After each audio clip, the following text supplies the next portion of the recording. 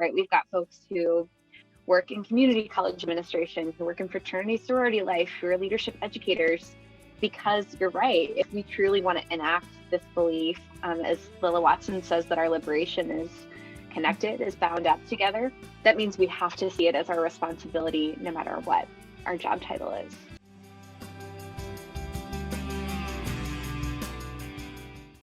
Hello, and welcome to Student Affairs Now. I'm your host, Keith Edwards. Today, we're talking about the new book, Critical Praxis in Student Affairs. We're joined by two editors and two of the contributing authors. The contributors to the book explore how we can more fully realize our commitments to social justice by applying critical theory toward liberation. The authors don't just argue for justice and liberation, they explore the brilliant, messy, courageous, and complicated and beautiful ways they have worked at it. Critical self-reflection is the center here, but so is applying that self-reflection to create new systems, structures, and practices that can create more liberation for us all. I can't wait to explore this more with all of you. Student Affairs Now is the premier podcast and online learning community for thousands of us who work in, alongside, or adjacent to the field of higher education and student affairs. We release new episodes every week on Wednesdays. Find details about this episode or browse our archives at studentaffairsnow.com. This episode is brought to you by Stylus, that also published this book. Visit styluspub.com and you use the promo code ESSAYNOW for 30% off and free shipping on this book, which will come out in a couple of days. Today's episode is also sponsored by Everfi, the trusted partner for 1,500 colleges and universities. Everfi is a standard of care for student safety and well-being with results to prove it. As I mentioned, I'm your host, Keith Edwards. My pronouns are he, him, his. I'm a speaker, consultant, and coach, and you can find out more about me at keithedwards.com. I'm broadcasting from Minneapolis, Minnesota, at the intersections of the ancestral homelands of the Dakota and the Ojibwe peoples. Let's get to the conversations. Let's hear from each of you a little bit about yourself and about your contributions to the book. Susan, let's start with you. Sure. Thanks so much, Keith. Hi, everyone. I'm Susan Marine. My pronouns are she and her, and I am a professor of higher education and vice provost of graduate education at Merrimack College, which is located on the ancestral homeland of the Pennacook and Abenaki people. I'm delighted to share co-editorship of this wonderful collection with my colleague and friend, Chelsea Gilbert. And Chelsea, I'm going to turn it over to you. Thanks, Susan. Hi, y'all. I'm Chelsea Gilbert. I use she, her pronouns. I am currently a full-time doctoral student at The Ohio State University, which is located on the indigenous ancestral land of the Shawnee, Miami, Lenape, and Wyandot nations. And at the time that Susan and I conceived of this project, I was what I affectionately call a student affairs pracademic, scholar practitioner, working full-time, directing a campus LGBTQ+ center while also engaging in various types of scholarship. So really happy to be here. Go ahead, Sunny. Hi, everyone. I'm Sunny Nakai. I am the Senior Associate Dean for Equity, Inclusion, Diversity, and Partnership at the California University of Science and Medicine in Colton, California, which is located on the Coahuila, Kish, and Tongva peoples' indigenous land. My pronouns are she, her. I have been in medical education, working in student affairs and admissions, and now my current role in equity, inclusion, diversity, and partnership for more than 20 years, and just love, working with students and sharing their journeys. And my sort of life's purpose and overall goal is to increase access and equity in medical education and healthcare. So that's what I do. Wonderful. Glad to have you here. Mari. Hi, folks. Good morning. Mari Nuth Burase is the pronoun she and her. I'm currently the director of the Path to Care Center, which is UC Berkeley's campus-based prevention and survivor support program. And I'm speaking to you from Berkeley, California, which sits on the territory of the Huichin, the ancestral and unceded land of the Chochenyo-speaking Ohlone people. Chelsea, I really enjoyed your introduction. I'm a third-year doctoral student in social psychology, so I'm still doing that practitioner-scholar balance, a little tricky. Awesome. Well, I am so glad to have all of you here. I love getting a chance to read through the book. I love what was included and how it was written. And I'm so glad to have the editors and two of the contributing authors. And Chelsea and Susan both also contributed quite a bit. Susan and Chelsea, let's begin with you. How did you conceive of this project? How did you frame it? Maybe you could give us an overview. And then I'd love to hear what you learned through this process. I think when you start a project like this and then you read everything people are adding, what did you learn through the process? Maybe Susan, you can kick us off. Sure, happy to. Oh my gosh, we learned so much. Well, first I want to talk a little bit about how kind of this idea came to be or came into fruition. Over the course of many years, I have observed, enjoyed, and been inspired by watching my practitioner colleagues from all walks of higher education and student affairs life think about and incorporate critical praxis, critical theory into their work as practitioners. And I've observed this in a number of different settings, institutional settings, positions, in a number of kind of collaboratives that I've been part of over the years. And I've always been both interested and energized by the way that some practitioners that I've had the privilege to observe have thought about transformational change, not just kind of going to work and doing their jobs every day, but doing them in a way that advances equity, access, and inclusion in the institutions that we inhabit. And so thinking about that over the years and watching Chelsea do that in her role as a practitioner, I use the word practitioner, I kind of thought, gosh, this could be a really cool project. What if we sat down and persuaded wonderful critical practitioners to put some of these ideas and thoughts down on paper and share with others how they're doing this work. I knew that this work was abundant everywhere because I had seen it. I had seen Chelsea do it. I'd seen many other colleagues and people I admire do it. And I thought, we really need to start documenting the way that we think about and incorporate critical theory into this work. And so I approached Chelsea and said, hey, I really admire what you do. I'd like to put together an edited volume where we talk about this and share this with the world. I think there's lots of people out there doing critical theory praxis. And what do you say about, pitching this? And we did. She thankfully agreed to work with me on this project. We put the proposal together, stylists embraced it, and then we set about the adventure of identifying the amazing scholar practitioners, academics, practitioners, whatever word you want to use, that wrote the chapters in our book, along, including Sunny and Madi and their colleagues. And we were fortunate that when we put out the call, we got a lot of response from really amazing people doing all kinds of work around the country and even in other settings to sort of help us understand what is critical praxis, what does it look like, what does it sound like, and how do we do it well. Chelsea, what else were we thinking about as we built this from the ground up? Yeah, that's so well said. Thank you. I think it's been almost 10 years that I've known you, Susan. And over those 10 years, yes, we've had lots of conversations about praxis, but also about the need for more praxis-focused resources for practitioners, right? I think that throughout the years, we've noticed and others have noticed that those resources for how do we bring theories that for some people can feel really inaccessible or obtuse down to the ground level and show how do those things actually look in practice. And so that was a big goal of this project, is to create a resource that's rooted firmly in critical theory, but also elevates all the incredible praxis that, Susan, you mentioned, we knew was already happening throughout the field. And I know as a former practitioner, academic myself, I experienced firsthand how hard it can be sometimes to publish about the work that we're doing, to get the work out there kind of beyond just conferences. Sometimes there aren't structures set in place that allow us to do that. Sometimes we're not encouraged to do it as practitioners. Our knowledge isn't seen as valuable. And so we really made some intentional choices in this text to center practitioners and to really let these examples serve not necessarily as exemplars, like everyone should recreate what the folks in this text have done, but as inspiration, as a catalyst, right? To show that this work is possible, that we can create this kind of transformational change within our institutions.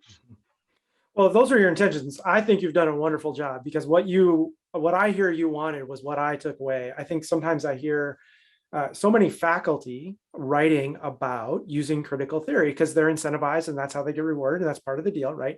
And so often I agree, and then what they're calling us practitioners to do just feels completely unrealistic and idealistic. And what was great about this was so many examples, but not this is what you should do. Like, this is the path, this is the process, this is how messy it was, this is how we navigated. And I did feel inspired, sort of use the word catalyst to move forward. I mean, I think we're using the term praxis, right? That calls to me Freire, and you foreground Freire a lot. But this is also framed a great deal in queerness and gender queerness. And I think that was intentional on your part. Do you want to say a little bit more about that and maybe other things that maybe you want to add to what kind of frame this? Yeah, I'll just say really quick that Sarah Ahmed says theory can do more the closer it gets to the skin. And that's something that I think about a lot in my own work, is how do we bring theory into our embodied lived experiences. And so that was something that we actually asked every single chapter author to do, including Sunny and Madi. You all reflected on your own processes of conscientization, of coming to understand the ways that critical theory enacted itself upon your lives and the ways that you enacted yourselves upon critical theory. And I think that that's a really important piece of this text that's woven throughout, is how do we make theory really personal? But I'll let you continue to add. Susan, did you want to add to that some of the framing? Or the only thing that I would add is that I think, just picking up on what Chelsea shared, that I think the conscientization piece was really different for every one of our chapter authors, and we saw some really beautiful and lovely kind of common strands of people experiencing a clearer path to liberation for themselves by becoming familiar with critical theories. I think that transcended any one category of identity. So it wasn't just or only about gender, sexuality, queerness. It was certainly also about people's journeys with understanding themselves in terms of their race, their ethnicity, their ability level, or abilities in the world, their knowledges, their both, sort of transmitted and shared knowledges with one another. So I think it was a really lovely way to understand, and I think in some ways broaden what we understand critical theories to be, that it's not just one set of ideas and it's not just pertinent to one set of identity liberations. It's really so much and so rich, and I was so grateful with the depth and breadth that our chapter authors shared with us around their own journeys that way, it was just lovely that way. Yeah, lovely is a great word for it. And let's hear about some of those. So one of the things I really appreciated was the authors moving beyond calling others to action, what others need to do, but really sharing their own journeys in openly and vulnerably, and Susan used the word viscerally, right? I learned a lot from that. And the examples were illustrative of critical praxis, but also the messiness and humanity of the process. So honestly, it really felt like it was offering me permission to not have it all figured out before I moved into this, but to move into it and be messy and do that. And also, yeah, a lot of the folks pointing to, we were doing this for students or our supervisees or the people, what our job was. And through the process, they got so much liberation from it as well. Suni and Madi, could you share with us briefly some of the keys from the journeys that you shared in the chapter? We'll start with Sunny first.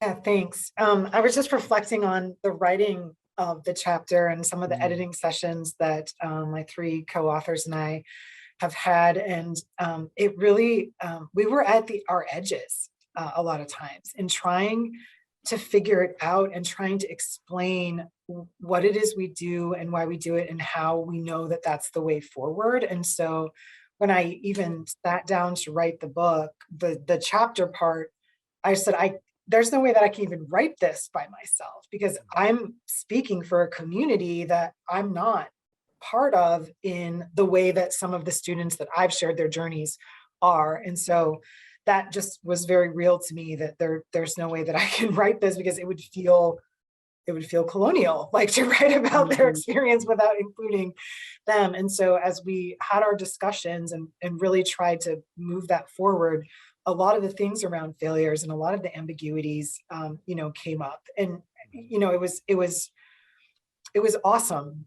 And we, even after our conversations, were like, wow, and Dr. Rojas Marquez actually won a really great award, the Vivek Gold Humanism Award, for, equity in healthcare, and mentioned our book, like, on this, big national broadcast. And our chapter really is a great, like, I would love for everyone who wants to work with undocumented students in medical education to read our chapter and to read this book, because it will increase, like, just that knowledge and awareness of how to go about this work. Like, it's not doing for, it's doing with, and it's not centering yourself. It's really creating new space at the center, for groups that have been historically excluded and minoritized. Well, and I think that chapter is such a great example of not just in medical education, but undocumented students, and the way you thought through it. But it's also broadly applicable to so many things as those themes that you just mentioned. Madi, why don't you tell us a little bit about what you wrote about? So it's, I always enjoy hearing about the other authors' process.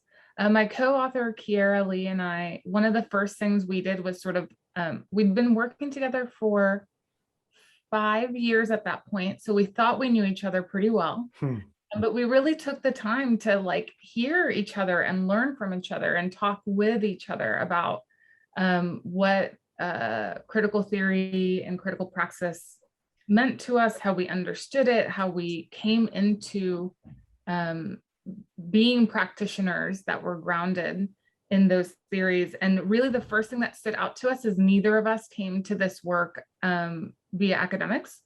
It was totally our community organizing. It was our, for me, as an undergrad, I was part of a women of color group, and we weren't talking about the authors or necessarily at that point, but we were talking about ways to be with one another, what we wanted to see for the campus, what we wanted to be doing. And so Kiera shared a very similar experience in terms of through mentorship, through community organizing, community engagement. That's where they really came into fruition. And so, we had quite a little bit of thinking of, like, can we really write about this? And so it was really wonderful to have Susan and Chelsea's support, as well as a number of the other authors, to really lift up the work that practitioners have been doing. So that's a little bit about my journey and how I thought about this writing process. Yeah, thank you both for sharing a little bit. I just want to say one more thing. So I think what's beautiful about it is, I also wrote a book on pre-med preparation and really centered the stories of undocumented students and first-gen students. I'm a first-gen student myself. And the way that I was describing it to the students is all of the things that are, like, this is your book. Like, literally all the things that I've learned in this book are from you. So I am giving your stories back to you. Right. Like, and we talked about that as authors of all these things that we've learned from our students, like the power of story and just being in it and their willingness to be vulnerable. Like, all of those things were just reinscribing in the academy, those undercurrents that are there that really make the academy great. And so it was a huge challenge to try to put that into words. And we were, having these great discussions. Angela Chen and Yadi Ortiz, who directed the Pre-Health Dreamers, and then Denise, who founded it. So we had, like, the sequence of people who had led this amazing organization. And then I sort of have been orbiting the periphery, just stuck in medical education that whole time. And so just trying to put into words, like, what is this thing that we do, and how can we give it back, to our community, so that it becomes part of, like Chelsea was saying, like, part of the academy, right? Like, we in our courses, I didn't see myself in my coursework, right? The student affairs books that we had to read on evaluation or assessment, and there was, like, one chapter on, like, queerness right at the end. And it was like the last section of the course, and maybe you got to it and maybe you didn't. And so the centering of this book, I think, is also a really important recalibration for our profession. I guess the two takeaways from these examples that you're sharing is how personal, not just the writing of the chapters, but how personal this kind of praxis is. We're talking about being on our edges, right, where we're uncomfortable and maybe we might feel exposed for what we don't know, or maybe exposed for the things we've been taught along the way that we wish we didn't know. The with is also so personal. It can't be this separate. It's with, and then Madi talking about the being, right? Not just what we do, but our very nature of being and navigating. All of that is so personal. And then the other thing that's kind of coming through for me, and I'd love to hear from some of you about both of these, is the personal and then also the abundance, right? There are so many practitioners doing this. There are so many theories. There are so many issues. We did this thing with medical education and undocumented students, but the application is so broad. It can go to so many different places, and it was so rich in the conversations. Getting away from this social justice work as deficit work, but really the abundance, the liberation. We need to have that anti-oppression analysis and understanding. But now where do we go with that? What are we going to build? What are we going to create? I really get that there. Would any of you like to take any of that and add to it? I mean, Keith, I think for me, what you're saying sort of underpins a key part of our perspective around addressing sexual violence and relationship violence. For Kiera, Lee, and me, one of the main concerns we've had is, and this happens all across higher ed, right? But how siloed this work can be. And oftentimes the tension, the conflicts, the dynamics with other equity-focused programs. And so for us, when we started talking about sexual and relationship violence as a symptom of oppression, maybe one of the more egregious symptoms, but that, you know, anything that we're doing in the graduate division to address racism or power dynamics helps to promote anti-violence. It really started to shift the perspective of what do collaborations look like, what is sustained institutionalized efforts that are not just a one-off, and hopefully it will keep driving us revisioning this work in a different light. So that is one part that was really important for us. And the other perspective around abundance is, you know, we talk a lot about collaboration in higher education and partnership, but to really think about the work that we do, that I, like many of the authors, I'm sure, share this perspective, that no one office can do it alone, right? And so individual functional areas may be providing guidance, you know, bumpers on a lane or vision, but it's really about the entire campus community shifting and transforming their sense of connections in addressing oppression, addressing anti-violence. Yeah, what I hear you saying, Madi, is sort of the abundance of opportunities that exist to do this work. We wanted to be really intentional as we chose chapters to not just choose, they're certainly represented, but to not just choose people whose titles say intentionally that you're responsible for diversity, equity, inclusion, or justice work, right? We've got folks who work in community college administration, who work in fraternity sorority life, who are leadership educators, because you're right, if we truly want to enact this belief, as Lilla Watson says, that our liberation is connected, is bound up together, that means we have to see it as our responsibility no matter what our job title is. I love that. Thank you. I was struck by two major themes across multiple chapters. The first theme was this moving beyond binary thinking. There's a lot of, we need to get past privileged or oppressed, but think about the, I think Kyle Ashley and Ariel Ashley talking about the two sides of that coin, right? The both and of that, the good, breaking free from good and bad binaries. And then also this notion of caring, compassion, and trust as key tools for social justice work. There were so many examples of that in the partnerships with the students, some of the with that we've talked about. And I just love reading that. And I think, you know, my own self-reflection is maybe I'm yearning for that because I see so little of that in the world around me through social media, these outrage-fueled conversations, campus cultures, and society at large. It just seems like there's so much either or binary and sort of lack of that caring and compassion and trust as tools. I'd just love to hear what you all connected with. Maybe there are other themes that you saw emerging. Chelsea, let's start with you. Yeah, I mean, Keith, earlier you brought up Frary and how we really foreground Frary in this text, specifically his concept of conscientization. And some things that come from Frary that I wanted to highlight related to those themes include his quote that education is an act of love and thus an act of courage. And I think that this is a truth that's really woven throughout the stories of our chapter authors, this kind of unapologetic, courageous love, whether it's for students, for communities, even for ourselves. And I think that this connects to the concept that you mentioned of moving past binary thinking as well. Like if we really love justice and want to enact that love, we also have to acknowledge our own complicity and oppression, and our duty for transformation. We can't just see ourselves as we're the good advocates, you know, working against the people who are standing in the way, who are barriers. I do want to elevate Frary's words, though, that he wrote a little bit later in his career, where he says, the educator has the duty of not being neutral. I think that's really crucial too, because I think some of the conversation that happens in the field around moving past binaries converge on being a little bit relativistic, for me at least. And it make it kind of seem like, oh, it doesn't matter what we do because there's no binaries. And I don't think that's what Frary's saying, and that's not what our chapter authors are saying either. They're really offering this kind of bold call to go beyond neutrality and to really leverage their positions as practitioners to advance justice for minoritized groups. And that's courageous work, it's messy work, it's human work. And I think it connects to both of those themes that you pointed out. So thank you. Yeah, thank you for that. I love you troubling that notion. So appreciate that.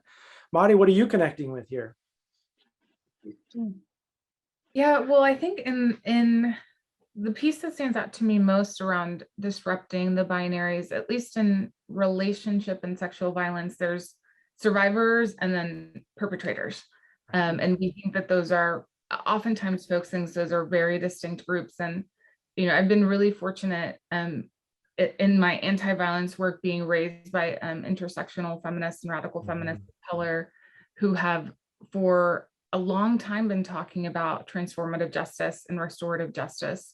And I think those forms of organizing have really helped us complicate that, you know, survivors have also caused harm before.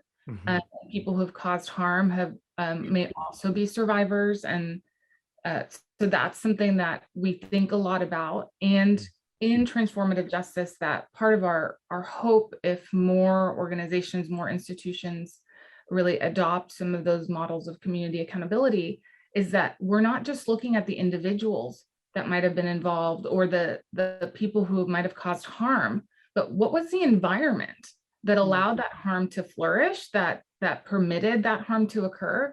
And how do we transform the community that was around those folks and the environment so that we can really change for the future?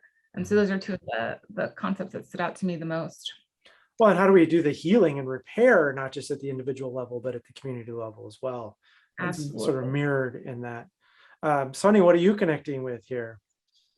You know, I think in our chapter, we grappled a lot with ways that we participate in the system, right? And that tension between changing the spaces by being in it, but also not being above the influence of that space, right? This very patriarchal, white supremacist, higher ed space that is really challenging sometimes to navigate. And we often focus so much on the outcomes, right? And on being right that we forget about the process.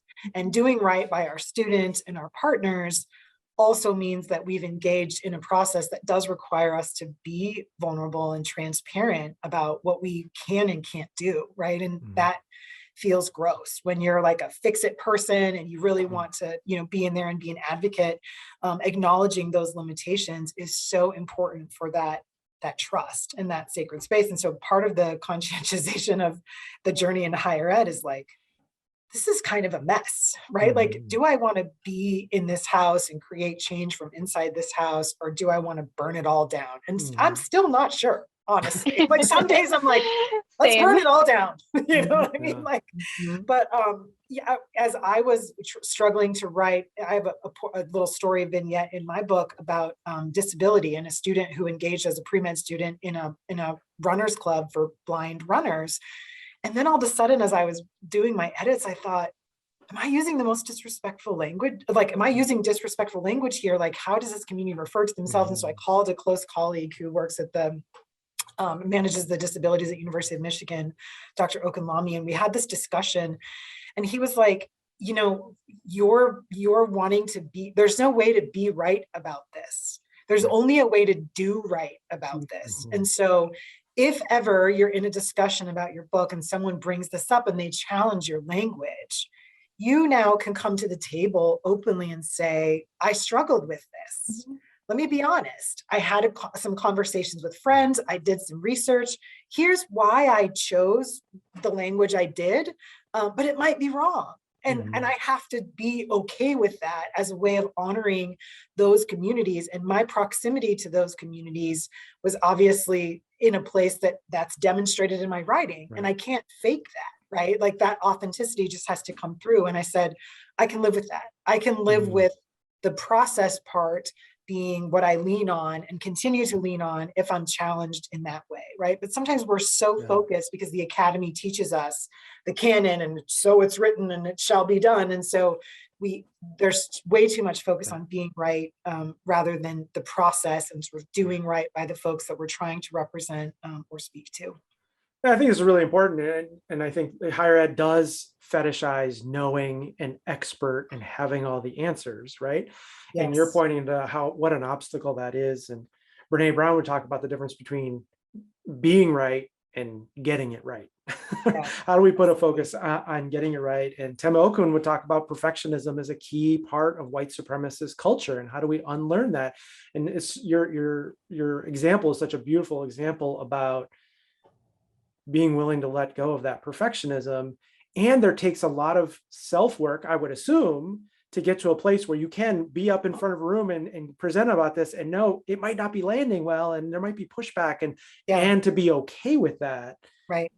There's some other things going on there that helps us be in that place. Yeah. And our choices include this group and maybe get it wrong because this is new space. These are historically excluded and minoritized and marginalized groups, or do what the academy's always done, which is don't include them because we can't control that language, control that terminology, and we're not centered in that story, right? So expanding those edges of stories that we're not centered in can be really uncomfortable. And I think, Dr. Chen talks about in her section, participating in a system that she knows is directly oppressing people in her family, right? Like that tension is hard, but we run up against that so much in even what we're asked to teach in our coursework in higher ed, and how we're asked to approach it. Even our disciplinary systems in higher education feel a lot like, punitive systems that are really disenfranchising and exclusionary in society. Susan, I want to get you in here. Go ahead, Marty, real quick, and then we'll get Susan in here to kind of clean all this up and offer some brilliance and insight. So no pressure. Go ahead, Marty. What were you going to add? Well, I'll just add that, Sunny, what you're sharing really resonates with me. And in fact, there's two things that jump out to me. One is we talk a little bit about reflexive and collective action.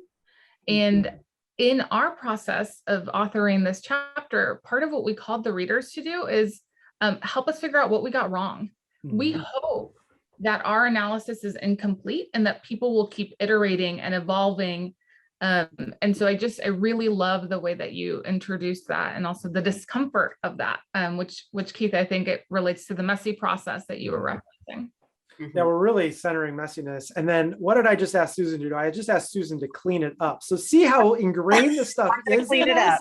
I want it all cleaned up. So don't clean it up. Make it messier, Susan. Take this where you want to go. Well, and I think, it's human nature, I think, in some ways, to want hooks and things to kind of center our work around. But I think the beauty that, both Sunny and Mari spoke to in their chapters is this real kind of learner's positionality, this kind of openness, iterativeness, staying humble to the process and being willing to be continually learning and growing. I think every chapter in our book shows the co-authors or authors, depending on the chapter, show how they remain open and flexible and reflexive.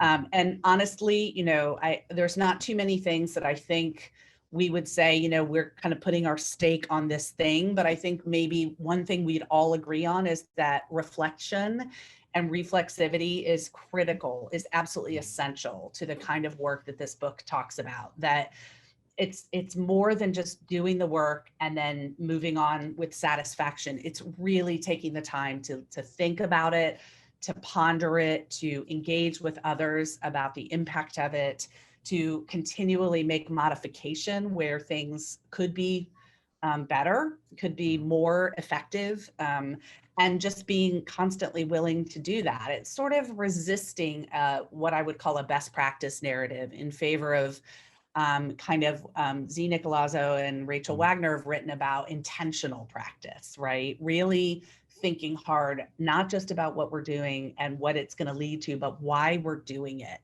And believing that as we continue to practice critically, the needs of our communities will reveal themselves if we stay open enough to them.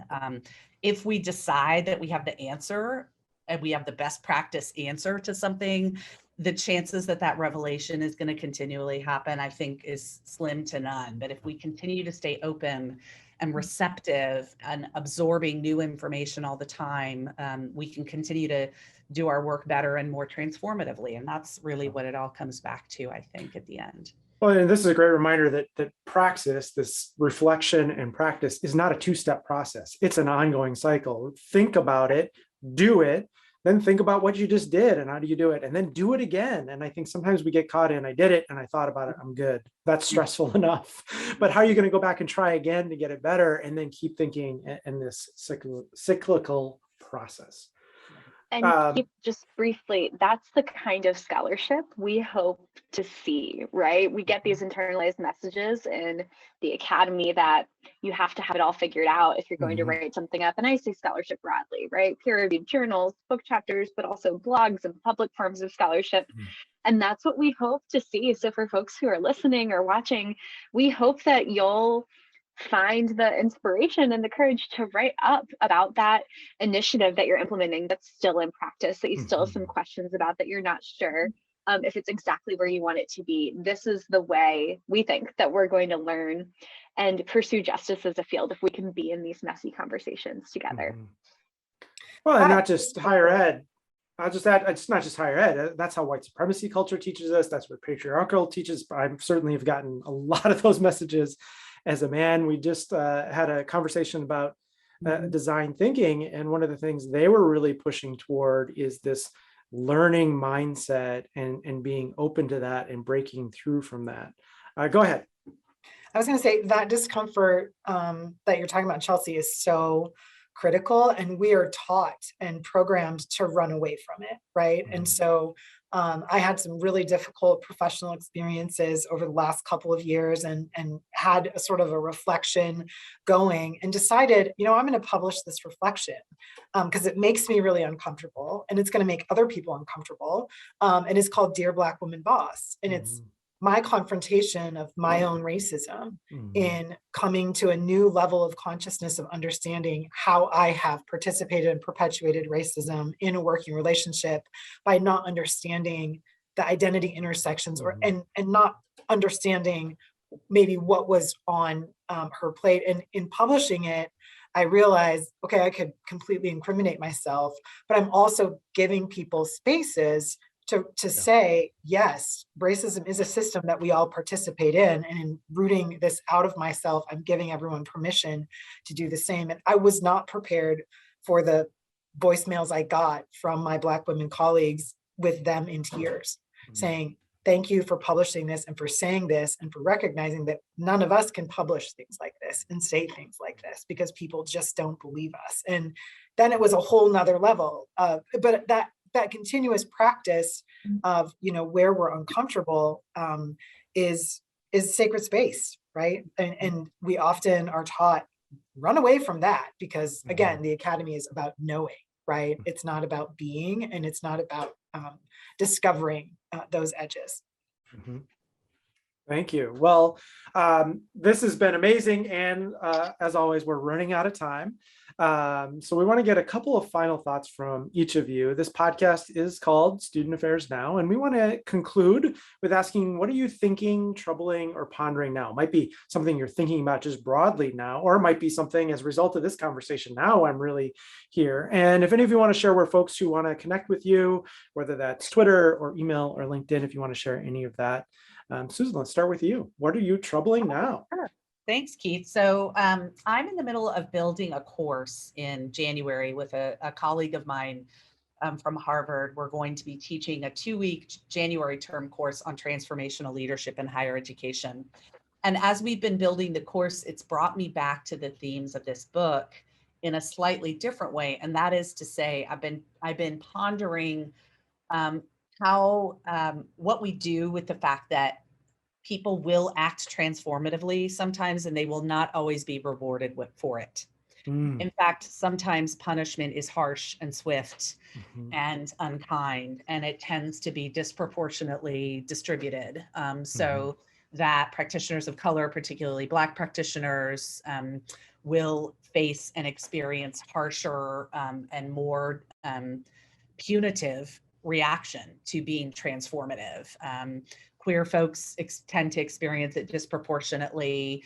Across the board, we see disproportionate costs. And I've been thinking a lot about how do we build cultures where we sustain and nurture and help each other, and where those of us with more privilege take on the burden of responding when people are mistreated as a result of being transformative practitioners. And how do we take that on more? How do we be more courageous about that? And how do we stand up and speak back to institutions, to leaders, and to others when that happens? Because our kind of media stories are replete with individuals who have practiced transformatively and have paid a price. And that, to me, is an unresolved question. Our book does not address that. I think it's the next book, the next iteration of this work. And I really hope other folks are willing and able to both hold us to account, but also help us come up with some solution spaces around that, because it's real, it's pernicious. And we have to create cultures of support and true allyship around that. So that's what's been on my mind. Wonderful, powerful. Thank you. Sunny, what would you like to, what are you troubling now? So at CUSM, we are building a course called Change, Community Health, Advocacy, and Networking and Engagement, where it's really trying to shift service learning from a colonial model into community as classroom, where we make genuine contributions. It can never be the same class twice, because it's designed to be reflexively responsible and responsive to our community partners' needs, and wanting our students to be able to bring and use more of their full selves in the education process. And damn, it's messy. So we are struggling. So getting our MOUs done, like, we've taken much longer because our higher ed processes, our lawyers and all these people, like, so my executive director and I were just talking last week, like, we've done the thing that we do as higher ed, which is like take way too long and, drag our heels and these processes. And it is definitely that liminal space of, we're going to make this leap and we're really going to do this. And our students are courageously going to go with us, and also trying to anticipate what disconnects are there going to be, because we need to be ready to catch the fallout of this new kind of messy learning. It's easier to be colonial and extractive, right? To just shove our students in and pull them out and keep doing the same thing over and over again. It's a lot harder to knit them into the fabric of these organizations and to take more responsibility, as a school. And so things are about to get messy, but I think unforgettable for our students, and they will be better physicians for having participated in this learning exercise, but also the partnership pieces of it. And hopefully our pedagogical humility in the whole thing of, this is us not knowing, but starting somewhere with wanting to do differently. Well, and that's where the learning happens, right? Knowing is the end of learning. As soon as you know, you stop being curious. And so that place is wonderful. Madi, what are you troubling now? We are really looking at the ways that as an institution and as a campus, we respond to multiple forms of harm, and really expanding that, that approach and that perspective and thinking about students across all aspects of identity.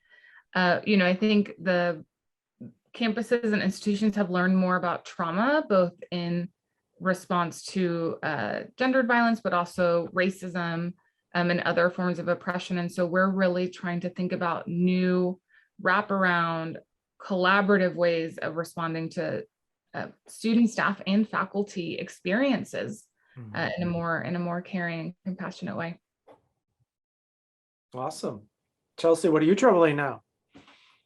Everything. I feel like that's my job right now as a doctoral student, is I get to trouble everything. But the thing that I'll elevate, I agree with everything you all said, that I've sort of brought up throughout this conversation, is the importance of practitioner scholarship.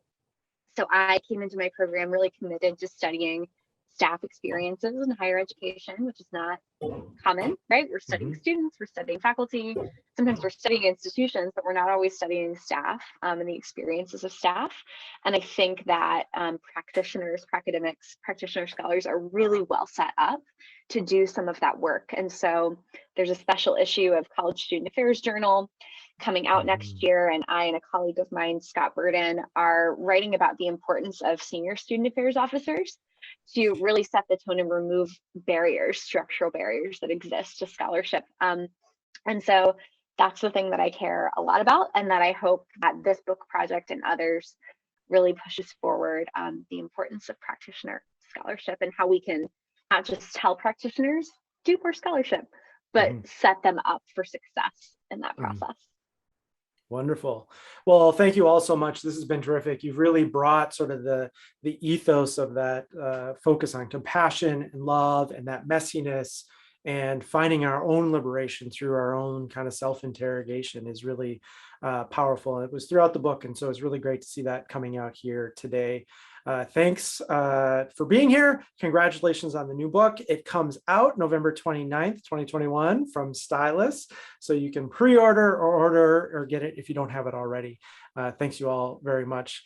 And thanks our sponsors for today, Stylus and EverFi. Stylus is proud to sponsor Student Affairs Now podcast. Browse their student affairs, diversity, and professional development titles at styluspub.com, including this one. Use the promo code SANOW for 30% all of their books, including this one, plus free shipping. You can also find Stylus on Facebook, YouTube, Instagram, LinkedIn, and Twitter at styluspub. And EverFi. For over 20 years, EverFi has been the trusted partner for 1,500 colleges and universities. With efficacy studies behind their courses, you will have confidence that you're using the standards of care for student safety and well-being with the results to prove it.